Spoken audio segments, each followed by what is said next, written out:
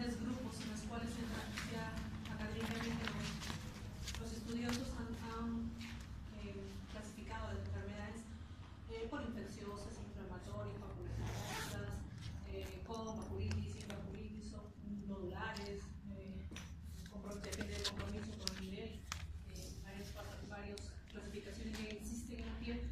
Lo que hoy día vamos a hablar son las que predominantemente el componente histopatológico que tienen las enfermedades son inflamatorias, puramente inflamatorias, ya que tenemos otras patologías que son las pápulas escamosas, que es lo que van a desarrollar con el colegio, lo habían desarrollado, por ejemplo la psoriasis, que es una inflamatoria pero que tiene una especial fisiopatología que también incluye la parte inflamatoria, pero que tiene pues otras particularidades adicionales. Acá puramente inflamatorias. Entonces, cuando un término que ustedes van a escuchar frecuentemente cuando estén rotando por la especialidad es el término de dermatitis. Incluso algunos colegas, dando esta palabra mágica aparentemente, pueden sentirse contentos desde el punto de vista en dar ese término solamente, dar diagnóstico, dermatitis. Pero ahí no se acaba el punto porque esto engloba un montón de patologías que van a dar origen a este tipo de término. Porque es como decir, ¿sabe qué? Bueno, yo soy la doctora Beatriz Inger Carbone con todos mis nombres, pero simplemente me digo solamente soy Beatriz, pero no digo todo completo, pues tendremos varios homónimos por aquí, entonces no estoy dando un diagnóstico exacto. Entonces el término de dermatitis es un conjunto de enfermedades dentro del cual el patrón principalmente o el componente de la patología, de la fisiopatología me da un síndrome, un curso de síndrome inflamatorio, nada más, lo único que puedo decir, ya que tengo dermatitis seborreica, dermatitis atópica, dermatitis de contacto, dermatitis psoriasiforme por este motivo. Entonces existe un grupo de dermatosis de carácter inflamatorio dentro de la cual la respuesta que hace la piel lo hace tanto para factores internos o externos, es producir un fenómeno inflamatorio, incluyendo desde las diferentes capas que ustedes ya conocen. Entonces el proceso inflamatorio a nivel de la dermis, epidermis y dermis generalmente, va a dar ciertas alteraciones que se van a traducir en signos clínicos, ¿de acuerdo? Que dependerá mucho del curso de la enfermedad en dar signos agudos, como dan signos crónicos. De ahí las lesiones elementales que ustedes se les hace realizar en prácticas es para poder diferenciar pues, esos periodos, para poder dar el diagnóstico y el tratamiento adecuado. Entonces yo tendré lesiones agudas, pues tendré mayores cantidades sudados, ¿de acuerdo? Signos inflamatorios agudos, mucho eritema, sudado. Y si yo ya tengo lesiones secundarias, empiezo a trabajar con costrificación o incluso liquenificación, que es una lesión secundaria, ¿de acuerdo? Es el grupo de dermatitis. Entonces, el término dermatitis pues, ha sido estudiado y de alguna manera agrupado en cuanto a lo que es cuando las dermatitis son ocasionadas por factores exógenos o por factores endógenos, ¿de acuerdo? Entonces, de esto se han derivado dos tipos de grupos. Uno son los que son producidos por factores endógenos, y entre las cuales la más frecuente es la dermatitis atópica y la dermatitis seborreica. Por tanto, se le ha denominado a este grande grupo los eczemas, eczema atópico, eczema seborreico, y al grupo que es dado por factores exógenos, externos a la piel, entonces se ha dado por llamar dermatitis de contacto, y ahí sí usar el término dermatitis. La piel, como ustedes saben, es un órgano tal cual a los diferentes órganos y aparatos que ustedes comprenden y estudian durante su preparación, dentro de las cuales tiene múltiples funciones. Básicamente es un órgano que se dedica en lo que es la relación entre el medio interno y el medio externo, es su función principal, y por lo cual las células que conforman la piel van a responder de diferentes maneras ante esos estímulos, ¿de acuerdo? Pueden ser estímulos físicos, químicos, el estrés, incluso en muchas patologías que ustedes van a ver, y incluso en algunas personas esto está inherente, está adherido a un perfil genético, a un desorden genético que tienen estos pacientes. No quiere decir que no todo el mundo hace dermatitis atópica, no todo el mundo hace dermatitis seborreica, o no todos, por eso es que hacen las diferentes formas de acné cuando ustedes revisen acné. Existe existe un desorden, una alteración genética que trae el huésped para poder desarrollar todas estas alteraciones. Y me da pues una patología, ¿no? La dermatitis atópica, por tanto, es la primera entidad en la cual ustedes van a revisar y quienes van a ser pediatras, quienes van a ser médicos familiares, y que van a trabajar bajo este grupo de niños, me va a dar es una patología que cual el signo cardinal de esta patología es el prurito, ¿de acuerdo? No existe dermatitis atópica si no existe prurito como manifestación por el cual me acude el paciente a consulta, ¿de acuerdo? Y que se da generalmente en una piel que se llama atópica, una piel predispuesta a hacer ese tipo de patología. Entonces, además de eso, existe una forma para diagnosticar dermatitis atópica, tiene que cumplir con ciertos criterios, como muchas de las enfermedades, por ejemplo el lupus, tiene que dar ciertos criterios para ser calificado como una enfermedad dada por eso. Igual, la dermatitis atópica tiene que cumplir criterios para ser llamada como dermatitis atópica. Pero, y estas dermatitis atópicas están asociadas a otros tipos de atopía que pueden abarcar a otros órganos, dentro de los cuales lo más frecuente es el aparato respiratorio. Por eso es que esos pacientes se relacionan con cuadros asociados como rinitis alérgica, asma bronquial, síndrome de hiperreactividad bronquial, ¿no? SOVAS, ¿no? Que es muy importante adquirir en esta historia clínica. Entonces hablamos de varios términos que ya hemos puesto acá. Uno es lo que llamamos atopía. La atopía es la tendencia genética de ese órgano, ya sea piel, ya sea algo respiratorio, ¿de acuerdo? Los dos principales, de producir una exagerada reacción inmunológica. Eso es lo que hace. El término atopía comprende algún órgano que hace una reacción exagerada inmunológica, tanto estimulada por agentes ambientales generalmente, como los llamados irritantes o alérgenos. De lo cual se van a derivar los síntomas, y los síntomas que van a depender por el órgano. Por tanto, yo tendré atopía cutánea, atopía respiratoria, ¿de acuerdo? Termino con atopía. Cuando hablamos de atopía cutánea, esto ya me abarca la hiperreactividad en una piel que nació para ser atópica. Y que la característica de esta piel que nació para ser atópica, que tiene un desorden genético, es que es una piel, y que vamos a ver en otros pacientes, que es una piel seca, incluso escamosa en algunos pacientes, y que hace muy irritable. Cuando ustedes hablan de seca, me van a entender en cuanto a lo que cuando ustedes revisan la parte estructural de la anatomía de la piel, ustedes van a ver que, aparte de la estructura que yo sé que tiene epidermis, dermis, hipodermis o tejido celular subcutáneo, nosotros sabemos que también la piel provee de un manto hidrolipídico, que es de pH ácido, ¿de acuerdo? Dentro de la función de esa piel, de esa estructura, su capacidad puede funcionar como una buena y eficaz barrera. En cambio, en estos chicos tenemos una piel seca, por tanto ese manto hidrolipídico va a ser muy escaso e incluso alterado, como vamos a revisar más adelante, y por tanto no va a funcionar como una buena y efectiva barrera. Entonces, y me van a dar los signos y síntomas inflamatorios.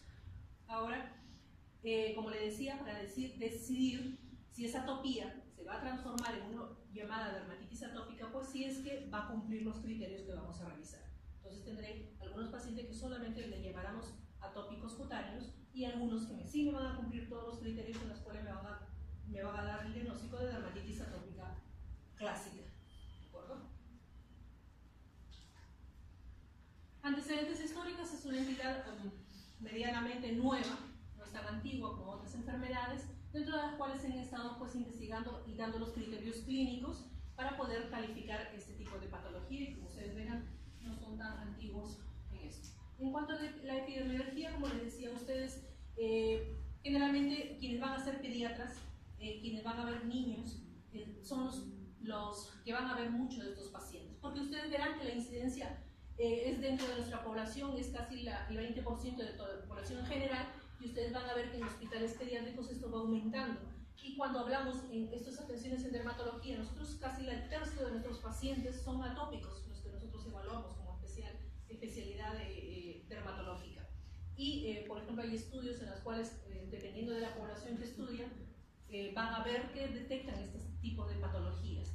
Se han hecho evaluaciones a nivel de escolares y pues se ha visto casi que la tercera, 15%, 20%, pues se encuentran pacientes atópicos en su población. Esto se da en todas las razas, no existe grupo característico para esta patología, y como ustedes les mencioné, el 80%, más del 80% se da dentro de los primeros 5 años de vida. Por eso es que los que van a ser pediatras van a ver muchos de estos pacientes, ¿no? Y dentro de ellos, el primer año de vida es donde se manifiestan esas patologías. Por tanto, los que se van a dedicar a niños muy pequeñitos van a ver esto. Y como ustedes verán, se exacerba en estos meses. Así que quienes están rotando actualmente en esta especialidad, ustedes van a ver que muchos pacientes atópicos llegan, puesto que se dan en temporadas de frío. ¿Por qué? Porque la piel es seca de estos pacientes. Y ustedes que ahora pues actualmente estamos fabricándonos con un montón de ropa, y la piel se seca mucho más todavía, por tanto se exacerban esos periodos de dermatitis atópica. En estos pacientes hay que tener bastante en cuenta hacer una buena historia clínica. ¿Por qué? Porque ustedes verán que dentro de la parte epidemiológica tenemos que el 30% tiene un antecedente personal de otras atopías, un antecedente familiar en el 60%, que es incluso uno de los criterios para poder calificar a estos pacientes como dermatitis atópica. Y hay un 20% en la cual pues, no se puede lograr precisar ese tipo de antecedentes. En cuanto a la etiopatogenia de esta enfermedad, pues sabemos que existen muchos factores, no existe solamente el factor, no es que sabe que señora quítele el huevo y le quitamos el problema. Lamentablemente no, este es un problema en el cual tienen que ver muchos factores dentro de las manifestaciones de esta enfermedad, ya que existen factores genéticos, inmunológicos, infecciosos, neuroendocrinos, el medio ambiente, muchas cosas que vamos a ver. Y uno de los factores relevantes y de lo que ya se sabe de esta enfermedad es que existen 3 problemas importantes que intervienen en esta enfermedad. Uno de ellos es la alteración de la función de la barrera como barrera, no es una barrera efectiva en esta piel. Y lo otro, existen anormalidades inmunológicas, existen anormalidades a nivel de la respuesta inmunológica de estos pacientes. Lo otro, existe una desregulación de la vía psico-neuroendocrina inmune que también falla en estos pacientes. Entonces, revisando alguna de estas cosas, básicamente para poder entender esta enfermedad, ya que la parte clínica es bastante simple, existen, como les dije, alteraciones en la función de la barrera de la piel. Como les dije antes, la barrera de la piel tiene que ver con un manto hidrolipídico. Como ustedes, recordando lo que es la estructura anatómica de la piel, ustedes se acuerdan que la epidermis, que es la capa superficial que está en contacto directo con el medio interno, la epidermis tiene una serie de capas que la forman, ¿de acuerdo? Empezando por la basal que está abajo, siguiendo por la espinosa, siguiendo por la granulosa y terminando por la fúrrea, ¿de acuerdo? Todo eso es un mecanismo dinámico, no es una cuestión estética que esté en la piel. Esto significa que existe un complejo mecanismo dinámico que lo que se llama es diferenciación epidérmica. Esa es la función que ocurre, ese es el fenómeno que existe a nivel de la epidermis. ¿Cuál es la función de la epidermis? La diferenciación epidérmica. ¿Y cuál es la diferenciación epidérmica? En final, es la queratinización, ¿de acuerdo? La piel forma queratina como un método de defensas a nivel de la piel. Además de esa queratina, me la va a hacer a expensas de formar ciertas proteínas y ciertos ácidos grasos. Dentro de ellos, uno de los importantes es la llamada filagrina, ¿de acuerdo? Uno de ellos es el componente que produce la epidermis. Y lo otro son ciertas grasas, lípidos, yo le he dicho que es un manto hidrolipídico, ¿de acuerdo? Hay un complejo lipídico que está formado principalmente con una molécula que se llama ceramidas, ¿de acuerdo? Entonces, ¿qué es lo que tienen estos pacientes? La piel normalmente, como le digo, es completamente impermeable. Esa es prácticamente una de las funciones de la piel. Por tanto, no permite que ciertos agentes externos puedan penetrar la piel, ni que el agua transepidérmica pueda perder a través de la piel. Esa es su función en cuanto a la piel. Por tanto, eso lo hace a expensas de un factor que produce la piel que se llama un factor humectante natural. ¿De acuerdo? En estos pacientes tenemos una disminución de ese factor humectante natural. Por tanto, yo voy a empezar a tener problemas a nivel de la pérdida transepidérmica del agua. Y eso me da a mí una piel seca, un gradiente inadecuado a nivel de mi manto hidrolipídico. consecuencia, piel seca. En estos pacientes se ha visto que existe una disminución de los ácidos grasos y las ceramidas y alteraciones en las proporciones. No es que no tenga ceramina realmente, sino tenga una disminución a nivel de este compuesto de la piel. Hay una alteración, por tanto, del pH de la piel, que yo ya les dije que la piel tiene un pH ácido, ¿de acuerdo? Entonces yo voy a alterar ese pH de la piel. Lo otro, existe una disminución. Ustedes también recordarán que cuando revisan la piel, la anatomía de la piel, ustedes sabrán que existe un microbiota, ciertos agentes microbianos que están constituidos por bacterias, tanto aeróbicas, por levaduras, por parásitos que anidan a nivel de la piel y que conforman esto. ¿Y para qué sirve esto? Porque ellos son capaces de producir ciertos péptidos antimicrobianos, antibióticos que van a neutralizar a los posibles agentes patógenos que se van a pegar, van a querer pretender pegarse a nuestra piel y atravesarla, ¿de acuerdo? Pero en estos pacientes se ha visto que existe una disminución de los péptidos antimicrobianos a nivel de la superficie cutánea, ¿de acuerdo? Que favorecen las adherencias de las bacterias como el Staphylococcus aureus, por ejemplo. En estos pacientes, los pacientes atópicos, normalmente como parte de nuestra flora cutánea normal, en un paciente sano que no es atópico, existe casi nada, 10% a 20% que puede pescarse Staphylococcus aureus como parte de esta flora. En cambio, en estos pacientes atópicos, pues estos son portadores de Staphylococcus aureus, que como vamos a revisar más adelante, existe un rol que se le ha dado a este patógeno en los diferentes fenómenos que van a suceder a través de la piel y dar como consecuencia los diferentes síntomas. Como quinta consecuencia de esta alteración de barrera, va a existir un aumento de la permeabilidad, por tanto, de antígenos exógenos, porque mi piel se va a volver impermeable, pues se abre para todo, ¿no? Por tanto, voy a hacer que el sistema inmune se vuelva, empiece a reaccionar dando los diferentes fenómenos, y como ella, como más adelante vamos a revisar, tiene fenómenos inadecuados, no son respuestas inmunes normales, van a dar respuestas inmunes alteradas. Existen alteraciones genéticas, como les dije. Existen dos complejos de genes alterados que se han estudiado hasta el momento, que estarían implicados en esta dermatitis atópica. Uno de ellos está dado por que las proteínas que me van a procesar, me van a dar esa actividad dinámica que sucede a nivel epidérmico, que es la diferenciación epidérmica, está dado por una falla que existe a nivel del cromosoma 1K21, que va a contener los genes que me van a trabajar para que la piel pueda procesar la filagrina, la lorocrina, la involucrina y la tricohialina, que son proteínas que van a ser constituyentes de la barrera cutánea. Por tanto, voy a tener esas filagrinas, pero alteradas, y no van a cumplir su función. Y como segundo problema es que los que van a codificar las proteínas de las funciones inmunológicas, ¿de acuerdo?, que me van a procesar toda la respuesta normal del sistema inmune, van a estar alterados. Por tanto, esa respuesta va a ser inadecuada e inefectiva. Esto lo he tratado de graficar en esto.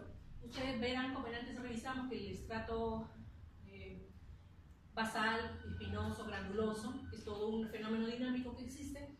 En el estrato espinoso, en el intracelular, se va a empezar a procesar la filagrina. A partir de ese estrato ya empezamos a fabricar filagrina. Y que por hidrólisis se van a producir pequeñas sustancias, provocando también otro factor, que es el factor humectante natural, y otros aminoácidos que van a estar constituyendo parte de la barrera cutánea. Todos estos fenómenos, su función principalmente es que yo no pierda a través de la agua, a través de mi barrera transepidérmica, ¿no? Control de la barrera. Y por tanto me va a reducir el pH cutáneo, por tanto haciendo el pH ácido en mi piel, ¿de acuerdo? Pero existen múltiples mutaciones a nivel de los pacientes atópicos que me van a generar por diferentes pérdidas de función de esta filagrina que no va a funcionar en forma adecuada. Y esto incluso se ha visto en estudios en que estas funciones que va a perder la filagrina me van a dar, o sea, cuantos más mutaciones tengan, cuanto más trastornos tenga de esta sustancia que es filagrina, se va a relacionar con la gravedad de la dermatitis atópica. Hay pacientes que nacen con un problema mayor alterado, por eso que ustedes verán que a veces estos chicos que vienen pues de dos padres que son atópicos, el gran chance que tienen estos pacientes es mucho mayor capacidad de formar dermatitis atópicas incluso muy graves o muy tempranas en estos niños, que pues si me viene pues de un padre solamente atópico, tendrá menos chance de hacer esto. Y esto se ha visto también en la predisposición a sensibilización y la progresión de otros órganos. Quiere decir la llamada marcha atópica, que vamos a llamar. Ustedes habrán escuchado de la marcha atópica, que ustedes verán qué significa esto. Que el paciente durante toda su vida, desde la etapa de la lactancia hasta la adultez, va pasando por ciertos periodos calificados como atopías. Primero a veces empieza como una atopía cutánea, es un paciente que es un lactante que pues empieza con su rinitis alérgica, con su congestión nasal, siguiendo con un periodo de SOA, esa es la marcha atópica, luego haciendo los periodos bronquiales, y después empieza a hacer la parte de lo que es la piel atópica. Esa es la marcha llamada la marcha atópica. Es todo un sinnúmero de manifestaciones que se va dando en la vida de ese niño. ¿De acuerdo? Problemas a nivel de la inmunidad. Ustedes saben que la epidermis, que es la capa más superficial en contacto con el medio interno, es la capa que va pues, a ser el primer frente al cual va a tener nuestro medio interno en forma de defensa, la primera línea inmunológica que vamos a tener. Esta pues me va a poder responder ante estímulos tanto exógenos como endógenos, dando la producción de citoquinas reguladoras de inmunidad innata, ¿no? Y luego la híbrida. La inmunidad innata va a intervenir en las moléculas llamadas como el Toll-like receptor y los péptidos antimicrobianos. Por ejemplo, los más importantes identificados que son la beta-defensina y la catequicidinas, que son péptidos antimicrobianos que intervienen en la función de barrera, ¿no? Y este mecanismo. ¿Qué sucede en estos pacientes? Sucede puede que nosotros tenemos una función alterada de estos receptores, y si esta lo sumamos una alteración de la beta-defensina, que son estos microbianos, me van a dar, se ha visto en estos estudios que existe, esta es la causa por la cual estos pacientes tienen una mayor susceptibilidad a infecciones por Staphylococcus aureus. Y la suma de deficiencia de este antimicrobiano que produce la piel con la deficiencia del otro antimicrobiano, que es la deficiencia de la catequicidinas, me va a dar esa predisposición que estos pacientes también tienen a hacer herpes, infecciones herpéticas, estos niños. Son dos de las infecciones frecuentes que tienen estos niños. Ahora, yo les dije a ustedes que por esa inadecuada o esa barrera ineficiente que tienen estos niños atópicos, pues tenemos una adherencia bastante importante del Staphylococcus aureus. Por tanto, se ha visto que en estos estudios en el cual el Staphylococcus aureus no solamente funciona como un agente patógeno propiamente dicho, dado que está implicado en las diferentes infecciones bacterianas que ustedes van a revisar en otros temas con otros colegas, dando polvo simpético, la celulitis y todas las infecciones que ustedes conocen, sino que la presencia de este patógeno se ha visto que tiene un efecto de superantígeno, generando también reacciones de respuesta inmune inadecuada. También la función de inhibir a los linfocitos T reguladores me va a producir también respuestas alérgicas vía IgE, IgE específica contra sus toxinas, porque ustedes verán que hay uno de los serotipos de los Staphylococcus aureus que son productores de toxinas. Yo voy a tener entonces respuestas alérgicas IgE a estas toxinas, y este agente también esta presencia en la flora va a hacer que yo también modifique los receptores de los glucocorticoides, generando resistencia incluso a esta bacteria normal en pieles atópicas, porque no es normal en piel que no sea atópica. Entonces, se ha visto dentro de todas las otras células que intervienen en la inmunidad innata, como los masocitos, los basófilos, los eosinófilos, los linfocitos, que también van a tener una respuesta inadecuada, ¿no? Y que además de esto, pues existe una mayor actividad de las proteasas cutáneas, en las cuales me van a activar receptores, células endoteliales, y por tanto generando más procesos inflamatorios. O sea, todo esto se va sumando a toda la respuesta inflamatoria inadecuada y exagerada que tienen estos pacientes. Por tanto, las alteraciones de la barrera cutánea, más la continua activación constante de la actividad inmunológica, me da a dar pues esa alta hiperreactividad. Son niños hiperreactivos. Con un estímulo muy pequeño, pues causan reacciones severas. Por tanto, la traducción clínica se da exagerada en estos chicos. Y se ha visto pues también que interviene también una alteración a nivel del linfocito T, que también hace lo suyo, dando inadecuadas respuestas de las diferentes poblaciones como el TH1, TH2, TH9 y TH17, entre otras, dando también diferentes tipos de respuestas en el camino. Se ha visto que también existe un desbalance pues, relacionado con las células natural killer, que son unas células que trabajan con nuestro sistema inmune, dando niveles pues, también de producción de citoquinas facilitadoras para que la vía de TH2 se active, y lo cual me va a producir pues, constantes reacciones en cadena, y lo cual me va a hacer pues, perpetuar la hiperreactividad que sucede en esos pacientes, ¿no? Las últimas investigaciones han propuesto varios sucesos que ocurren en la dermatitis atópica, y la cual va a progresar en diferentes etapas, en las cuales en una fase inicial se va a ver involucrada la inmunidad innata, en la cual va a haber una reacción que no va a estar mediada por IgE, y que de persistir va a dar posteriormente la forma intrínseca, y va a evolucionar a la forma extrínseca ya mediada por IgE en algunos pacientes, en la cual pues a veces en el curso de estos pacientes pues empezaría el aumento de esta inmunoglobulina.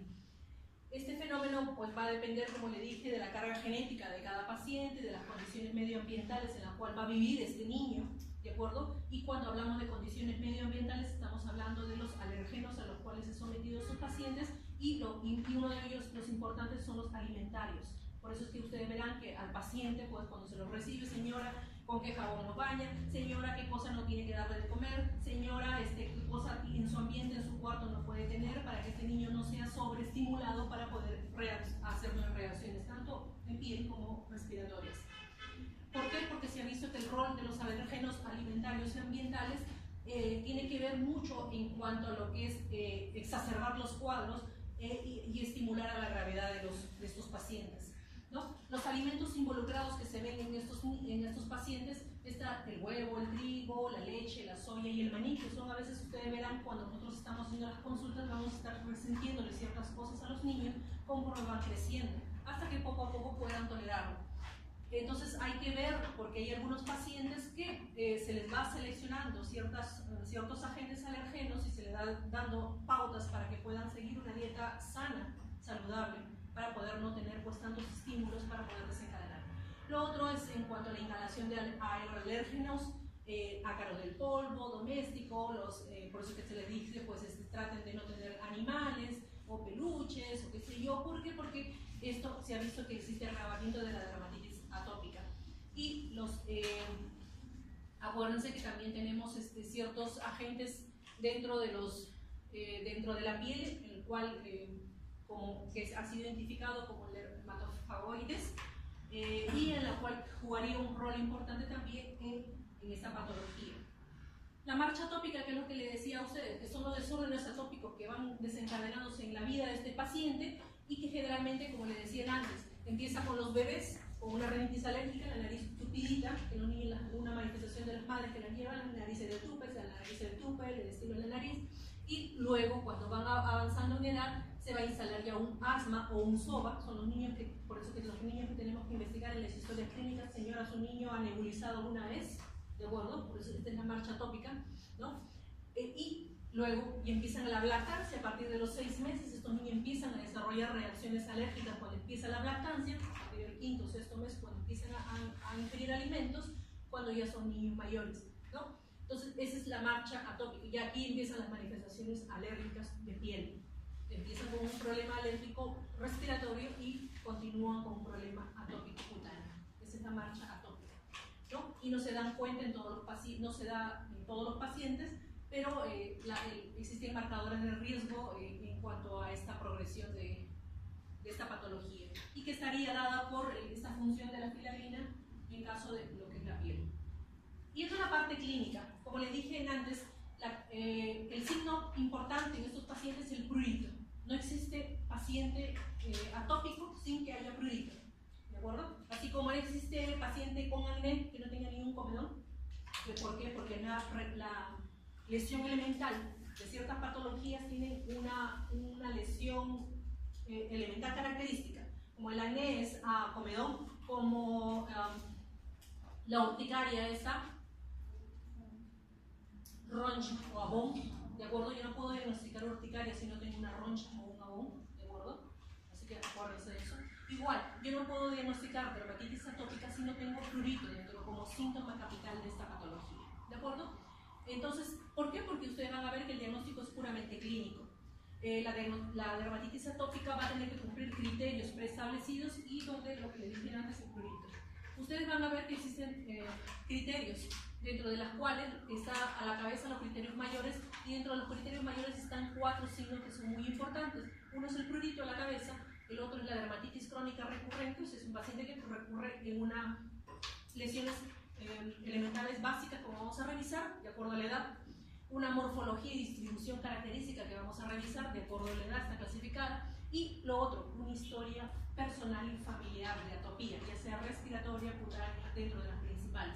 Por eso es que es muy importante hacer una buena historia clínica para poder llegar a esos pacientes, ¿de acuerdo? Y ustedes van a ver como 50 criterios menores, dentro de las cuales está, por ejemplo, la pitidiasis alba, que es la manchita que le salen a los niños medios salones escolares, tienen eso, la piel seca, que es otra de las condiciones que tienen estos chicos, y ustedes van a ver que el criterio menor está el aumento de niveles de IgE, ¿de acuerdo? Así que no pretendamos hacer diagnóstico, este paciente no tiene IgE aumentado, no es dermatitis atópica. No, es un criterio menor.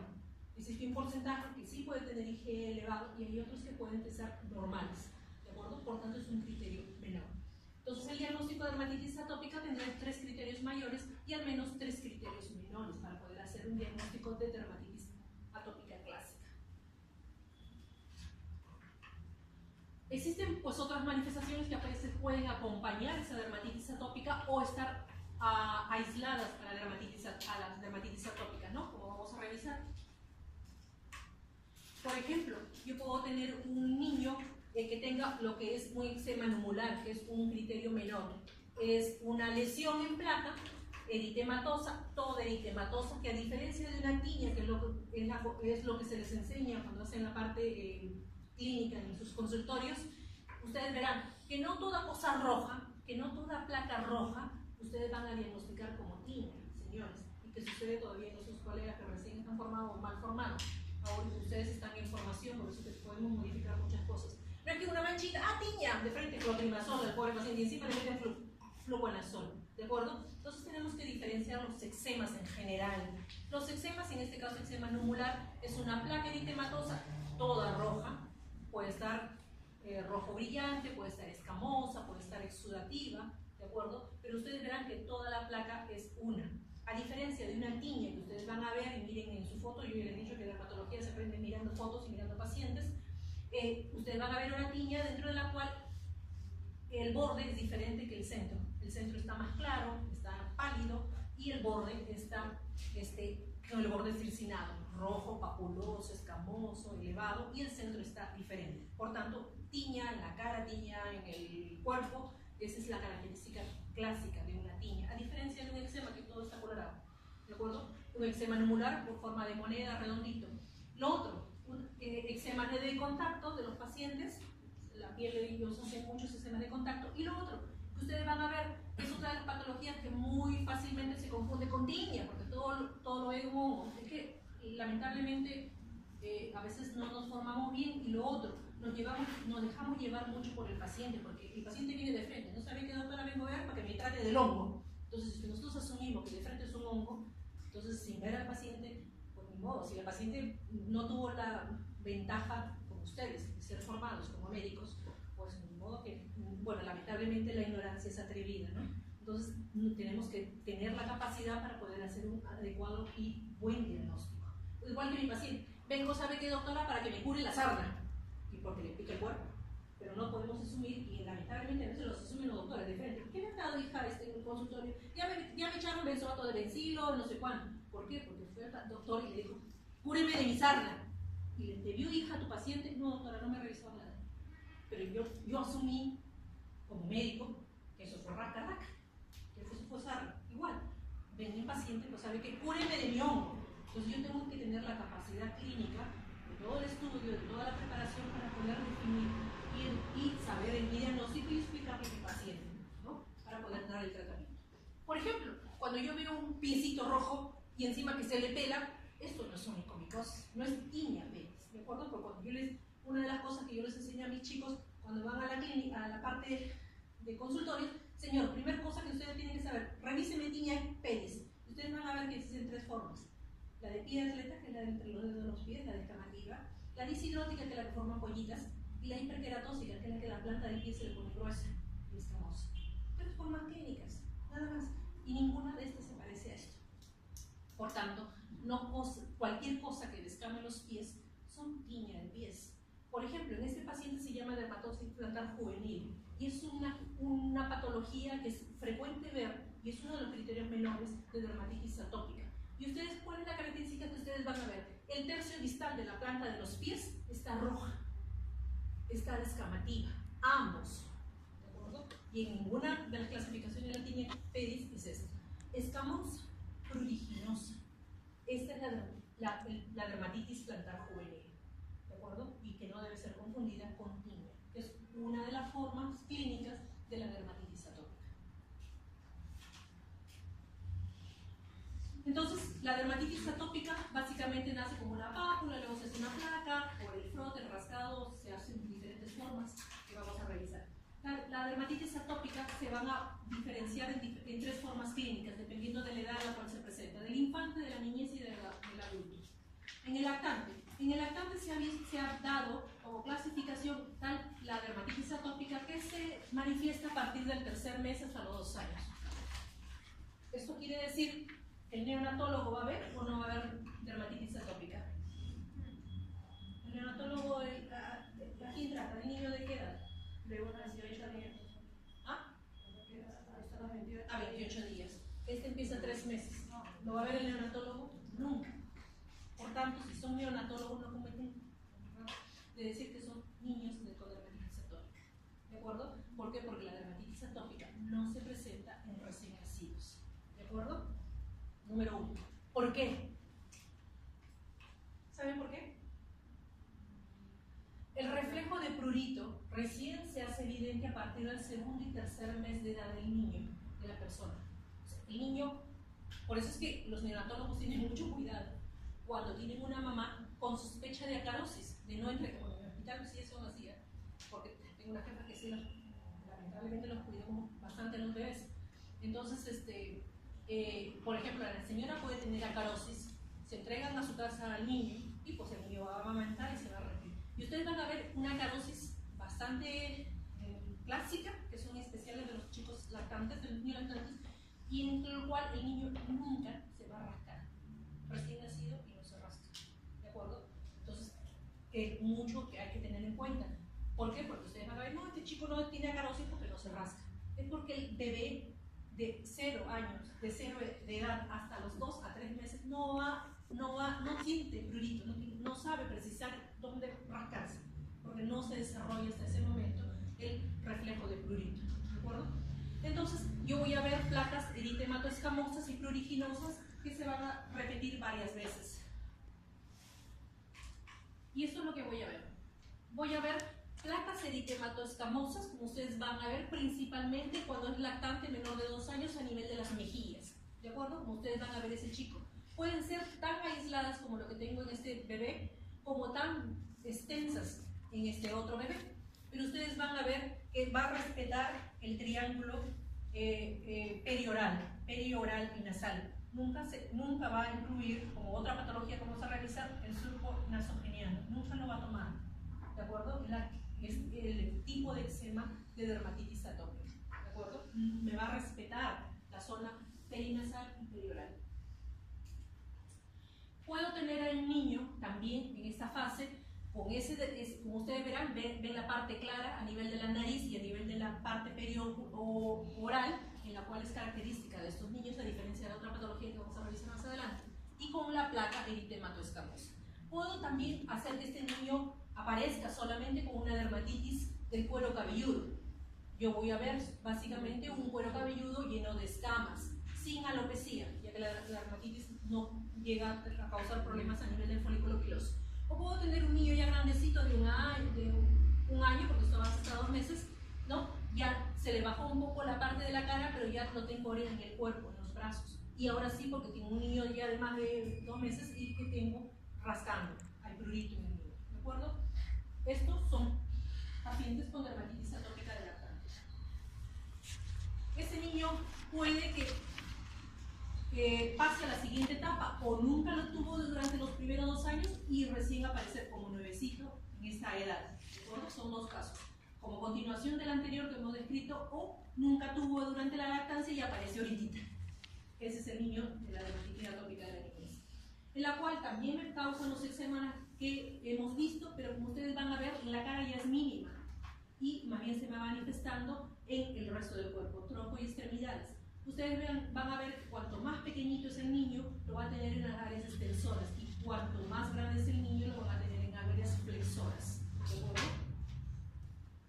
Niños mayores en flexuras y pruritos, estos niños que son niños hiperactivos, que lo califican con ese síndrome de niño hiperactivo, el síndrome de extensión, qué sé yo, que me acuerdo cómo se llama ese niño, lo califican, incluso lo van al psiquiatra, lo ponen chiquito porque pobrecito no duerme, y pues es un niño hiperactivo y ansioso, ¿no? A veces se puede asociar a otras patologías con reacciones incluso por alimentos, ¿no? Dando diarrea, vómitos en regurgitación.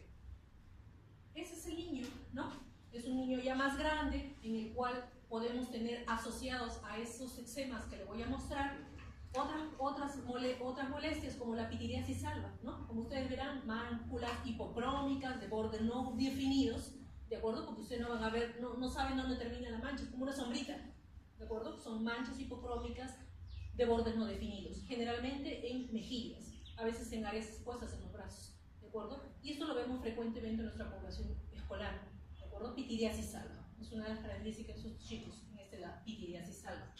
No es vitíligo, el vitíligo tiene bordes más precisos y es blanco, es acrónico.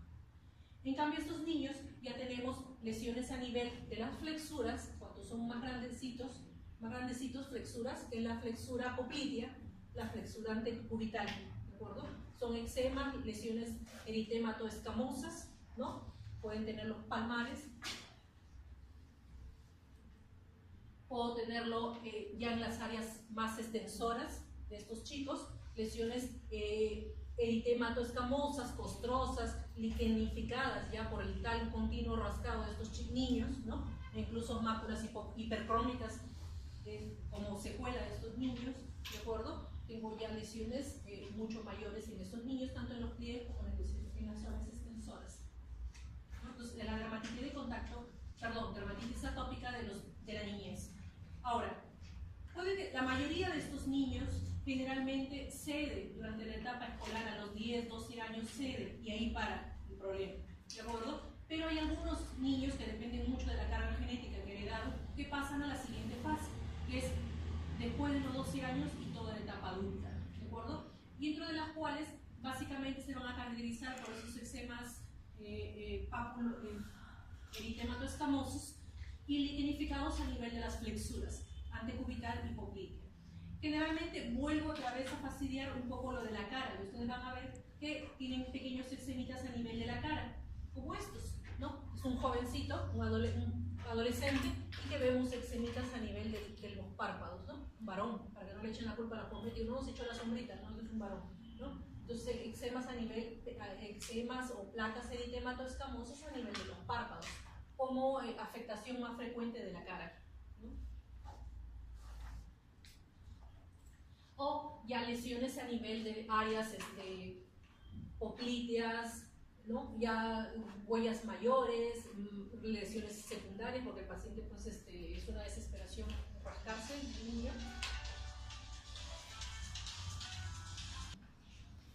¿Cómo hacemos el diagnóstico de estos pacientes? El diagnóstico de estos pacientes lo hacemos básicamente desde el punto de vista clínico, aplicando los criterios que les he mencionado a ustedes y las diferentes formas clínicas dependiendo de la edad del paciente.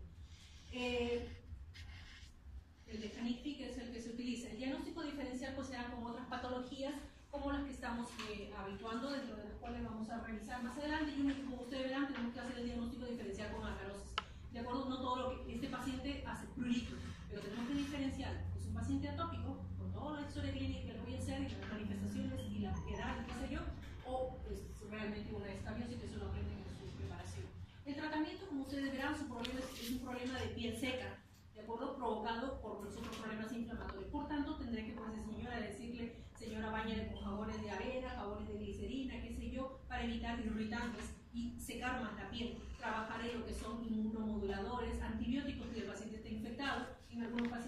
más delicados tendré que hacer tratamientos mucho mayores. Y como ustedes verán, existe una dieta que tenemos que dar, eso lo va viendo conforme van haciendo sus rotaciones, ¿de acuerdo? Tengo que decirle por qué cosa no debe de comer, por qué cosa debe de cuidarlo. Y eso es básicamente el paquete que tenemos que hacer el tratamiento, que se lo vamos aprendiendo en la práctica. La otra patología endógena que vamos a realizar es la dermatitis atópica seborreica, que es una patología que también tiene una placa eritemato escamosa, placa descamativa, y que tiene una característica especial, los sinónimos con los cuales se conoce. Es una patología que generalmente también se puede presentar en la infancia o en la adolescencia y luego se nace de tú, frecuente más en los varones por los factores que le vamos a decir. En esta patología tiene que también ver un diátesis genético, no es que todo el mundo nació para que le salga caspa, ¿de acuerdo? Existe una predisposición de ciertos pacientes para tener caspa, ¿de acuerdo? Y lo otro que tenemos que tener en cuenta es de que hay una relación en cuanto a lo que es el factor hormonal. Por eso es que se presenta durante esta época. Uno, después del nacimiento, los recién nacidos. ¿Por qué? Porque vienen bajo la influencia hormonal materna de las hormonas transmitidas por vía transplacentaria. Y la otra empieza a despegar cuando empieza la etapa de la pubertad o adolescencia. ¿Por qué? Porque existe un aumento de los andrógenos. ¿Y qué va a provocarle el aumento de los andrógenos? Que aumente la producción de las glándulas sebáceas. ¿Y dónde están las glándulas sebáceas? En la cabeza, en el pecho y en la espalda. ¿De acuerdo? Por eso es que esas lesiones, tan igual como el acné, se van a presentar en este tipo de zonas. Y la otra zona es la zona de despliegues. Como factor desencadenante, existen muchas patologías que se van a relacionar, asociar a esta patología. Muchas son enfermedades neurológicas y enfermedades endocrinas. Por eso es que lo van a ver en estos pacientes, por eso que tenemos que hacer a veces tratamientos multidisciplinarios con el endocrinólogo o con el psiquiatra o con el neurólogo, porque estos pacientes que vienen de estas especialidades también cursan dentro de su enfermedad con dermatitis seborreica. Una de las cosas que me voy a mencionar es esto. Cuando yo hablo de endocrino, no piensen que el diabético, ese que ya tiene el pie diabético, es el que va a hacer problemas a nivel de dermatitis seborreica. Acuérdense que una de las enfermedades que está cobrando mucha importancia, que hace mucho alboroto con las leyes y qué sé yo, es la obesidad, el sobrepeso y la obesidad. Por tanto, se ha visto que esta patología es muy importante y se ha visto relacionada con el sedentarismo y con la alimentación rica en carbohidratos. Y que con esas leyes que dice que le ponen etiqueta a todo, pues uno ya sepa escoger quién quiere estar sano y quién quiere estar enfermo. ¿De acuerdo? Pero aún tenemos esta patología. ¿Por qué? Porque lamentablemente, bueno, la tecnología ha hecho que pues con un dedito manejemos el control remoto, con otro dedito vamos a comprar pan con el carro, entonces no caminemos mucho, no caminemos y menos, hacemos ejercicio menos todavía, por tanto esto se va a traducir en un sobrepeso y obesidad que se va a traducir después en una dermatitis seborreica. Aparte existen pues, de esto, básicamente otro de los problemas es el estrés emocional, ¿de acuerdo? Mucho se relaciona esta patología, el paciente está estresado, ahorita que se van a examen, y el otro que está ajustando y que tal, va a ver que caspa le van a salir. Y le da para que le salga caspa y encima el estrés con encima que le va a salir caspa. ¿De acuerdo? La importante relación con el estrés emocional. Lo otro, acuérdense que la dermatitis seborreica es un marcador para VIH. ¿De acuerdo? ¿Por qué? Y no es que a todos me van a hacer. ¿Por qué? Porque se ha probado que el 85% de estos pacientes que presentan dermatitis seborreica son portadores, incluso asintomáticas de VIH. ¿Cómo van a diagnosticar esto? Digamos, si es un joven que pues sabe que el señor caspa viene por caspa, dermatitis seborreica, incluso traducida en eczema seborreico, pero no es que todo el que tenga caspa pueda decir ahorita, escucha que yo tengo caspa, voy a tener mi VIH. No, señor. O sea, es esto. Normalmente, los pacientes que tienen dermatitis seborreica no asociada a ninguna enfermedad, pues es ese joven que pues generalmente varón, que empieza la pubertad y empieza la caspita, ¿no? Aparece y desaparece, aparece y desaparece, ¿de acuerdo? Y eso es algo más o menos controlable, ¿no? Dependiendo de los factores que tengan alrededor de él. Pero si yo de pronto tengo un paciente que nunca en su vida tuvo caspa, nunca en su vida, y de pronto aparece en forma brusca, ese es uno.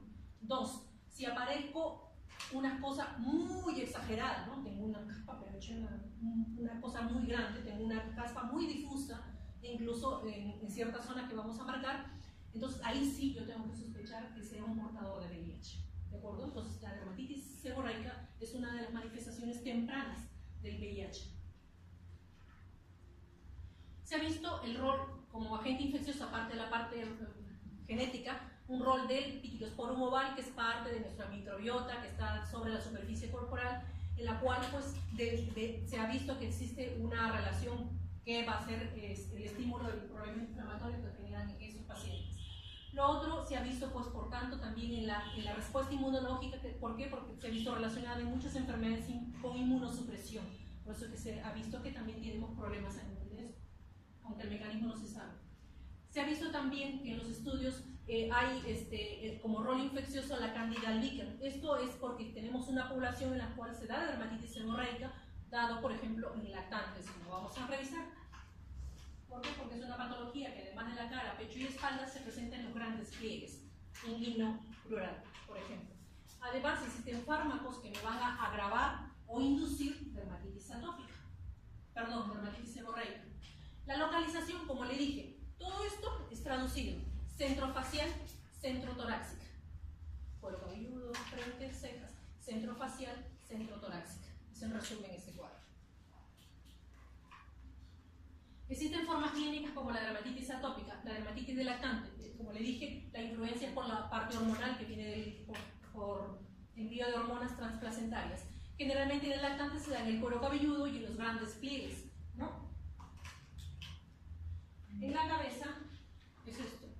Ustedes van a ver, quienes tienen hijos o tienen sobrinitos chiquititos, ustedes ven que el niño nace con el casium, el vermis, se llama, el vermis gaseoso, ¿de acuerdo? Pero algunos nacen con más de esto, ¿de acuerdo? Y esto es la dermatitis seborreica de esto, ¿no? Que es la formada, la que se llama costra de leche, generalmente en la región biparietal, ¿de acuerdo? Algunos pacientes tienen hasta incluso más, llega hasta ser supraciliar y un poquito del tercio superior de la cabeza, ¿no? De la cara, llegar un poquito más. Eso es la dermatitis seborreica. Existe otra forma clínica que es la enfermedad más generalizada, que se llama eritrodermatitis, que existe ya un desorden genético en estos pacientes, sería un déficit de CO7, y en la cual pues empieza como algo chiquito y pues el niño se llena todo, dando una eritrodermia completamente el niño rojo y escamoso. Es una enfermedad no tan frecuente, felizmente. Y viene la dermatitis seborreica del adulto, que es la que le contaba antes, ¿no? Del adolescente, que sale, es adolescente, menopausia o senectud, ¿de acuerdo? Y dentro de las cuales la dermatitis seborreica puede ser facial, como ustedes verán, a diferencia de la dermatitis atópica, acá sí me toman los pliegues, ¿no? En la otra le veían blanco eso. Acá me toman los pliegues. Centrofacial, ¿de acuerdo? Centrofacial. Centrofacial. Este es un paciente, por ejemplo, con VIH. Este es un jovencito que tiene examen ahorita de dermatología y se lo van a jalar. Y este es un paciente de que, ¿cómo se llama? No, porque no se me duerme. ¿Y qué ignorancia? No, obesidad. Ya sabes. Y este, por ejemplo, es un paciente con VIH. Ustedes verán, ya que ni me respeta, se me va hasta toda la cara. Es un paciente con VIH, por ejemplo. Es una dermatitis seborreica un poco más severa, ¿de acuerdo? Más extensa. Lo otro, cuando es una dermatitis seborreica del cuero cabelludo, importante la producción de escamas, a veces con poco eritema, como ustedes verán. Uno de los diagnósticos diferenciales que hay que tener importante es con la psoriasis del cuero cabelludo. Ustedes sabrán que la psoriasis también puede afectar el cuero cabelludo. ¿Cómo la diferencio? La puedo diferenciar de forma clínica, no es que vos vaya ustedes a sacar sus análisis y el pobrecito pues ustedes están en el celular, el pobrecito no tiene CIS, ¿dónde le van a hacer el laboratorio? Entonces, ¿cómo van a diferenciar clínicamente? Ustedes van a ver que hay escamas, ustedes van a ver que hay un leve eritema. La paciente con psoriasis es intenso el eritema, como la chalina de la señorita, roja, completamente roja la piel, de acuerdo, el cuero cabelludo está rojo. Y aparte, las escamas en la dermatitis seborreica es pequeñas, en la psoriasis son unos escamones, un pecado. En la dermatitis seborreica no rebasa los bordes de implantación, o sea, donde hay pelo hay escamas, nada más. En cambio, en la psoriasis, si esto fuera psoriasis, la psoriasis estuviera por acá, la placa eritemato escamosa se pasa el borde de implantación, se llama el borde de implantación, ¿no? Donde llega el pelo de la cabeza, rebasa los bordes de implantación, psoriasis, ¿de acuerdo? Más intenso el eritema y rebasa el borde de implantación, la lesión, ¿de acuerdo? Siguiente.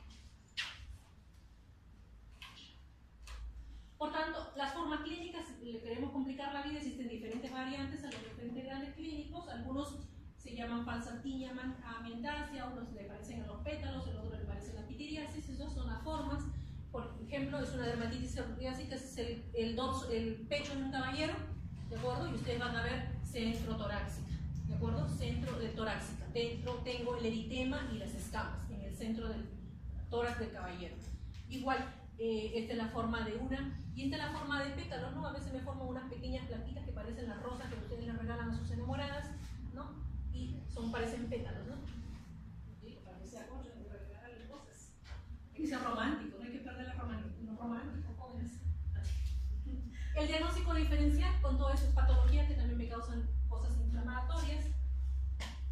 Una de las diagnósticos diferenciales es con la dermatitis atópica versus dermatitis seborreica en los niños. En los lactantes generalmente, ustedes van a ver que la dermatitis atópica básicamente tiene prurito, el otro no.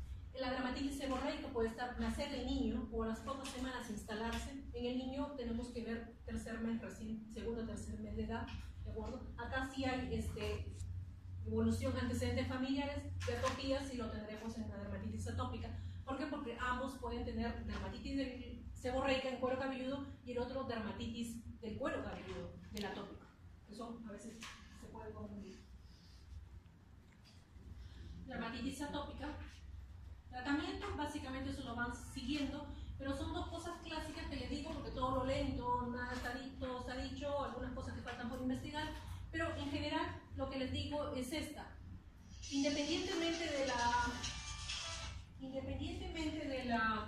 la lesión, es una cosa que yo le comparto a los jóvenes, porque no es que pues tengan que ser dermatólogo para saber cómo tratar lesiones cutáneas, ¿de acuerdo? ¿No? Pueden hacerlo, ¿de acuerdo? Mándenos nosotros a la NSB, o mándenos a OPENFI, pero no tenemos que diagnosticar acarosis, que esto ya lo hacemos, ¿de acuerdo? Porque ustedes son capaces, cuando son médicos generales, de diagnosticar acarosis, de diagnosticar dermatitis seborreica, de tratar un acné leve, de tratar patologías que son simplemente estudiadas bien, ¿no? Entonces, una de las cosas que yo les comparto, sin ser que ustedes que no, algunos eran dermatólogos, es dos cosas elementales, independientemente de las patologías. Ustedes van a ver que tanto en las patologías inflamatorias como en las patologías infecciosas, ustedes van a ver que hay lesiones agudas y lesiones crónicas, ¿verdad? ¿De acuerdo? Lesiones agudas, generalmente yo tengo lesiones húmedas, ¿de acuerdo? Ejemplo, impétigo, tengo lesiones costrosas, cosas milicéricas, qué sé yo, podemos recordar. Acá tengo dermatitis seborreica o dermatitis atópicas en fases exudativas. Hay secreción, ¿de acuerdo? Hay secreción. Por tanto, cuando yo, una cosa elemental que trabajamos en dermatología es esto. Cuando yo tengo que trabajar con lesiones húmedas, tengo que trabajar con cosas húmedas, ¿de acuerdo? Por eso que ustedes no van a escuchar solución de Buró, solución de Aribur, permanganato de potasio, el grito del caso, porque lo de la cocaína se han bajado la cantidad de uso, que es muy buena. Pero tenemos solución de Aribur, solución de Buró. Por tanto, cuando tengo lesiones exudativas, trabajemos soluciones, líquidos, en cualquier patología, ¿de acuerdo? Así tenga, ¿por qué? Porque ustedes van a ver que cuando sean médicos, lo van a poner los representantes médicos, que le van a decir, señores, es la mejor cremita, échale ahí, que te penetra todo. Pero no es verdad, ¿de acuerdo? Porque yo puedo ponerle la mejor cremita, la mejor cremita, pero si yo no sé tratar en qué fase puedo tratar, pues voy a optar una cosa inadecuada. No me hace nada, doctor, me estoy poniendo peor. Entonces, cuando tengan lesiones exudativas, chicos, líquidos, cuando tengan lesiones ya secas, y empiecen a poner sus cremitas, sus ungüentos, su polvito, qué sé yo. ¿De acuerdo? Eso es básicamente en general. Eso lo aprenden en el camino. Ustedes van a ver, yo les hablé de la gente, de las levaduras estas, por eso es que a veces ustedes verán que existen champús a base de antimicóticos, ¿de acuerdo? A veces corticoides, porque me provocan eczemas, tendré que trabajar corticoides, dependiendo de la zona en la cual trabajo, voy a tener cuidado. Acuérdense que el corticoide tengo que tener cuidado con, si por X motivo que debo utilizarlo, aunque no debo utilizarlo en zonas vertiginosas, pliegues entre pierna y las axilas. Y por último, lo que trabajamos ahorita es la dermatitis de contacto, que son dados por agentes exógenos, básicamente es el contacto de la sustancia agresiva o la sustancia irritante o que me va a provocar reacción alérgica con la superficie cutánea. Acuérdense que para dermatitis alérgica de contacto, dermatitis de contacto existe una clasificación inmensa, dentro de las cuales esto demora un par de horas para explicarles cuando hacen posgrado, ¿de acuerdo? Pero en general, ustedes verán que la dermatitis de contacto me pueden hacer diferentes formas clínicas. Ustedes van a ver desde vesículas, ampollas, placas inmensas, costras o liquenificaciones y fisuración. Existen diferentes formas de manifestaciones clínicas a nivel de dermatitis atópica. Desde el angioedema, ¿no? La señora se colocó las gotitas por el oftalmólogo, pues la niña que hizo alergia, la señorita que tiene la axila ahí, pues se colocó algún agente que tuvo que ver con la reacción y causó la dermatitis de contacto por el desodorante que se puso, la reacción que puedo generar. Por eso es que necesito una buena historia clínica para detectar. En lo que son los dermatitis del níquel, por ejemplo, que son en las damas, por eso que le preguntamos, señorita, cuando se pone aretito de fantasía, le sale costrita, heridita, se pone rojo, qué sé yo, se fisura. Bueno, cambie de novio porque me va a siempre provocar reacción. Acuérdense que el reloj por debajo tiene níquel, ¿de acuerdo? La pulserita tiene níquel, ¿no? Sí, claro que sí. Bueno, ahorita en esta edad tienen chicos vicios, ¿no? Ya cuando son médicos ya les regalan plata o pero ahora les regalan níquel. Entonces hacen reacciones a níquel, tanto de los aretitos como la de las bisuterías que puedan utilizar, ¿no? Y eso se da en pacientes atópicos generalmente. La diagnóstico es básicamente por la historia clínica, el examen clínico y por algunas veces prueba de parche. Dos cosas sobre el eczema y drogas. La idea es estas jóvenes. Una de las cosas que ustedes van a hacer cuando sean médicos es agarrar su recetario y empezar a prescribir medicamentos. Acuérdense que es como darle un arma a una persona que se supone que es bien entrenada, ¿de acuerdo? Por eso que prepárense bien, porque eso es un arma para poder provocar en algunos casos reacciones por prescribir medicamentos, tanto por la parte de tratamiento como por la parte de exámenes. No es que, yo soy un radiólogo, yo le voy a recetar. Ustedes van a poner sustancias yodadas, ¿de acuerdo? Y también puede provocar reacciones por fármacos, ¿no? Entonces, acuérdense que es un arma en el cual vamos a tener cuando empecemos a prescribir, a hacer recetas, ¿de acuerdo? Entonces, tenemos que tener cuidado y supervisar a nuestros pacientes cuando demos pues, alguno de estos medicamentos. ¿Por qué? Porque podemos tener cualquier tipo de esas reacciones. Y ustedes van a ver que existen diferentes formas de reacción. No es que, no, yo no soy alérgica a la penicilina, no es porque no me han salido ronchas. No es que todo el mundo va a hacer ronchas por medicamentos. Y es importante, por eso es que la mira rápida que la vamos a pasar. Eczemas y drogas, básicamente una droga es cualquier sustancia pues, tanto utilizada como tratamiento, como diagnóstico, como prevención por una enfermedad y que son ingeridas, inyectadas por cualquier vía, las administran por cualquier vía, en la piel y en las mucosas. Se la ponen en las pieles y las mucosas, ¿de acuerdo? Y están dadas, por si acaso, bajo dosis terapéuticas. No es que yo me pasé o le di de sobredosis, es por dosis terapéuticas. No es el que es sobredosis, es que se sacó mal el cálculo y le pasó de más, ¿de acuerdo? No, reacción y drogas es por dosis terapéuticas, ¿de acuerdo? Entonces, acuérdense que todavía hay poca casuística sobre esto, pero nosotros cuando vemos en hospitales vemos regular cantidad de pacientes, intuimos que son como el 15 a 20%, la gran mayoría son penicilinas, sulfas y derivados de sangre, constituyendo los 2/3 partes de los pacientes. Acuérdense, señores, que como les decía a ustedes, no es que todo el mundo presenta ronchas cuando tenemos que averiguar sobre las reacciones por medicamentos. Ustedes verán que la urticaria y el angioedema, que son las ronchas, constituyen el 23% de los casos. Existen otras reacciones por medicamentos, como es el exantema morbilliforme en la cabeza, la erupción fija a drogas, el edema multiforme, bueno, felizmente el que se muere, el que tenemos por aquí, ¿no? Porque hay pacientes que reciben drogas y lo denuncias en los periódicos, ¿no? Se murió porque ingresó con una cosita, porque lamentablemente hay pacientes que tienen idiosincrasia por algunos medicamentos, ¿de acuerdo? Y para hacer anestesiólogos pues, tienen que tener un buen abogado al costado. Una de las cosas importantes es los factores que me van a aumentar el riesgo a tener cuidado más con los fármacos, con el uso de fármacos. Una de ellas es la edad, a los dos extremos, al más pequeñito y al más ancianito, ¿de acuerdo? Tener cuidado. El sexo femenino se dice que es el más susceptible a hacer reacciones medicamentosas, luego al que ha tenido antecedente de RAM, reacción adversa a medicamentos. El que tiene un montón de fármacos que le dan, y eso es el ancianito, pues tiene uno para la presión alta, tiene otro para la diabetes, tiene otro para la osteoporosis, tiene otro para el hongo, y encima nosotros le vamos a poner otro para otro hongo por ahí. Tenemos que tener cuidado con la polifarmacia, ¿de acuerdo? Lo otro, lamentablemente nosotros los peruanos, y no sé si en otros países, somos campeones en automedicarnos, ¿de acuerdo? Por tanto, nosotros ya hacemos susceptibilidad antes de que tu médico te va a prescribir. Así que tener que preguntar si su paciente ya usó el medicamento antes, porque primero existe una susceptibilidad, una sensibilización del paciente. Y existen pues factores genéticos en algunos pacientes. Existen cosas que ya se saben que producen los medicamentos, por eso es que léanse cuáles son los efectos secundarios cuando prescriben algún medicamento. Hay algunas cosas que sí tenemos que estar observando y preguntándole al paciente. Hay otras cosas que no son predecibles, que es parte de la idiosincrasia de los pacientes. Por eso lo tienen que saber ustedes. ¿Por qué? Porque su paciente lo puede sorprender. Sabe qué decir, doctor, desde que me recetó esa cápsula me da mareos. Usted no sabe que ese medicamento causa eso. Bueno, piña, le quitamos. Y a lo mejor no es la causante del mareo. ¿De acuerdo? Por eso tenemos que saber los efectos secundarios de los medicamentos. Una cosa, muchos de los pacientes presentan ronchas, que es lo que más frecuentemente ven ustedes. Los abones que son fugaces, desaparecen, aparecen y desaparecen. Enfermedades ampollares, vesículas ampollares. Podemos tener incluso hasta ampollas sanguinolentas o necróticas. Puedo tener, esto es lo que no se quiero que se olvide. Uno es esto, el eritema multiforme, que son lesiones en diana. Quien salga al fondo, ustedes van a ver que el alrededor es rojo y el centro es medio violáceo. Es el eritema, las lesiones en diana del eritema multiforme.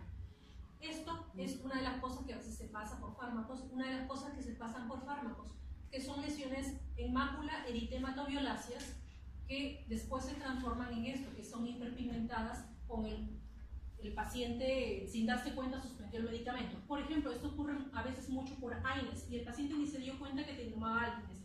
Doctor, ¿sabe qué? O me doy, como les vuelvo a repetir, el paciente peruano es bien campeón en automedicarse, se va a la farmacia, me dieron una pastilla. Señor, ¿qué tenía su pastilla? Trajo el plastiquito de la pastilla, no sabe. Y la gran mayoría de los medicamentos son AINES, ¿de acuerdo? Y a veces el paciente no lo hace, ¿no? Y no se da cuenta de que hace eso. Generalmente la historia de estos pacientes son, ¿sabe qué? Tengo esta manchita, me pica y nada, no se acuerda de nada. Ustedes cuando preguntan, ustedes van a ver paciente que sí, doctora, a mí me da dolor de cabeza de vez en cuando, me da el dolor del riñón y me voy a la farmacia y me da. ¿Y desde cuándo lo hace? ¿Cuándo fue la última vez que lo hizo?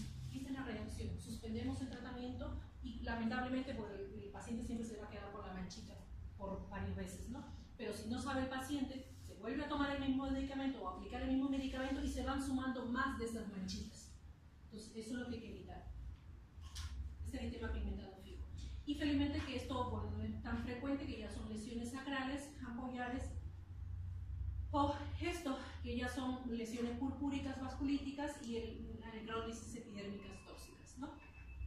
Por tanto, pues tenemos que tener bastante cuidado porque también es una reacción inflamatoria que podemos generar en muchos pacientes y en las cuales no solo es una de las partes de la parte de hacer una buena semiología cutánea y en algunas erupciones en drogas incluso me van a implicar pruebas de laboratorio, porque hay algunas patologías que no solamente me producen reacción a nivel cutáneo, sino también a nivel de perfil hepático, pruebas pulmonares me pueden provocar reacciones a nivel pulmonar, a nivel de la función renal, son los síndromes de Gress característicos en los cuales yo también tengo que evaluar para poder decidir suspender o no algún medicamento, ¿de acuerdo? Entonces es muy importante hacer una buena historia clínica, en algunos casos echaremos mano de los exámenes de laboratorio y eso es lo que por lo menos quería estimularle para que tengan cierta